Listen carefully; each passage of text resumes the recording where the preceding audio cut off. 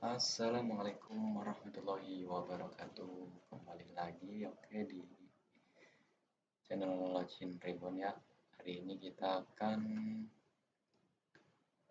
mereview lagi untuk materi lanjutan video sebelumnya. Itu untuk materi pertemuan kedua. Oke, kita langsung saja ya. Kita akan masuk di materi yang kedua untuk pertemuan kedua untuk analisa kebutuhan sistem. Pertemuan kedua dari Bapak Arif Susilo, Sarjana Komputer.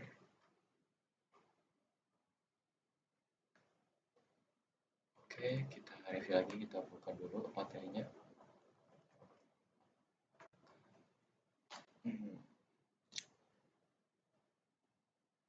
Di pertemuan 2 ini ada pengenalan software, SDLC, dan tahapannya.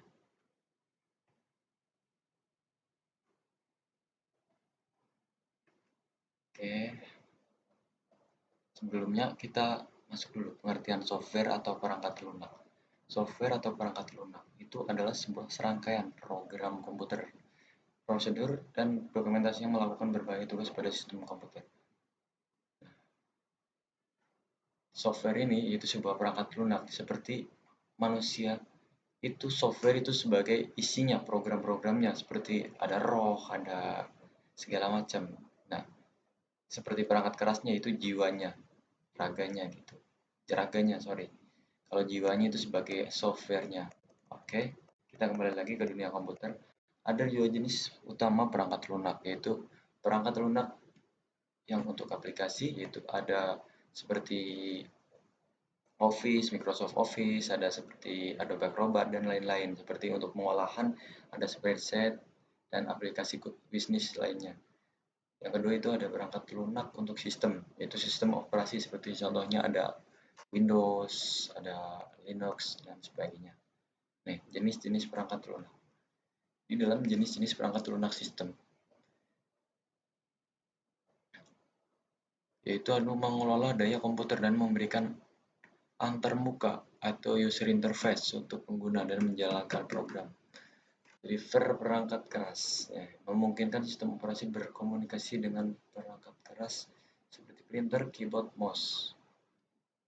Itu seperti perangkat input ya guys. Untuk printer itu perangkat output, untuk inputnya itu keyboard dan mouse. Oke. Untuk utility system atau sistem utility menangani tugas-tugas umum seperti manajemen file, pemantauan kinerja dan perawatan sistem. Oke.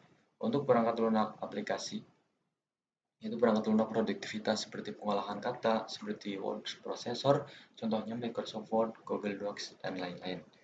Oke, untuk jenis-jenis perangkat lunaknya ada untuk perangkat lunak untuk desain grafis seperti Adobe Photoshop, CorelDRAW, dan lain sebagainya. Oke, untuk perangkat keamanan seperti Norton, Windows Firewall, Alarm, dan lain sebagainya.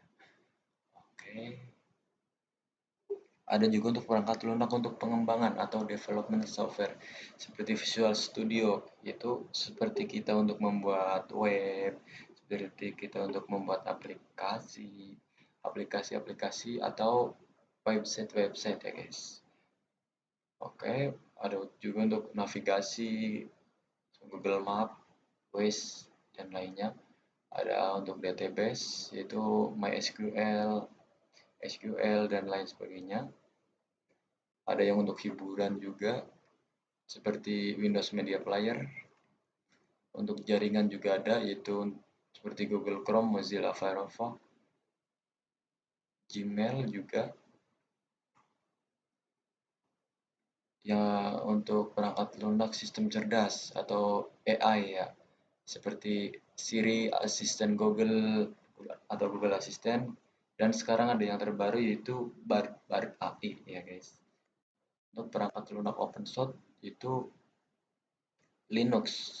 Sebagai contoh dari perangkat lunak sistem open source itu gratis. Untuk alternatif open source itu untuk perangkat lunak produktivitas.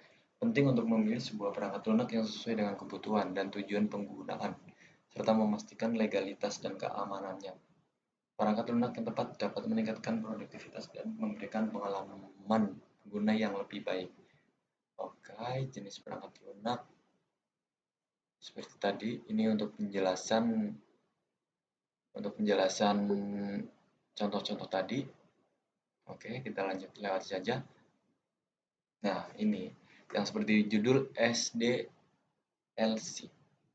yaitu Software Development Life Cycle. Life Cycle, oke, adalah sebuah proses yang digunakan untuk merancang, mengembangkan, dan menguji perangkat lunak. Sistem tahapan dalam proses ini memiliki tujuan dan aktivitas yang berbeda dalam membentuk dasar untuk pendekatan dan pengembangan perangkat lunak secara menyeluruh.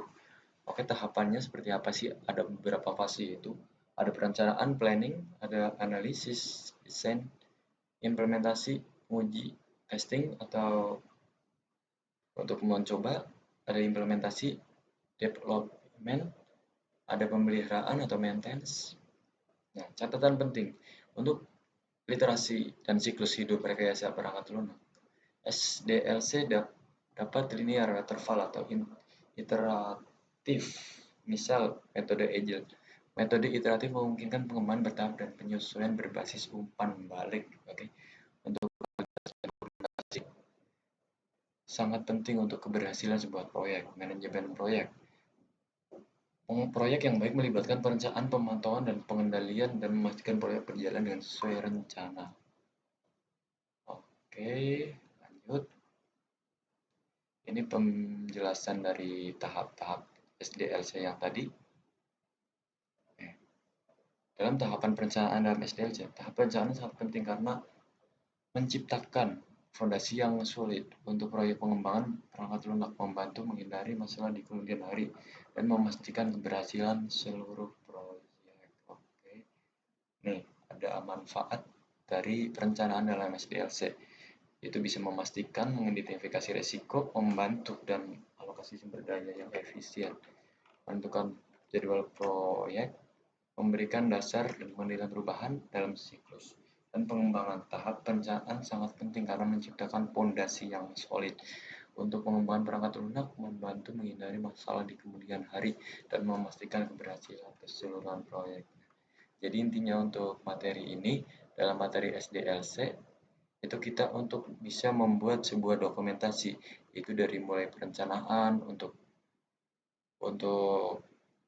perencanaan, untuk resiko-resiko yang ditanggung atau resiko-resiko yang diterima, untuk perencanaannya gimana, dan untuk merencanakan sebuah dokumentasi.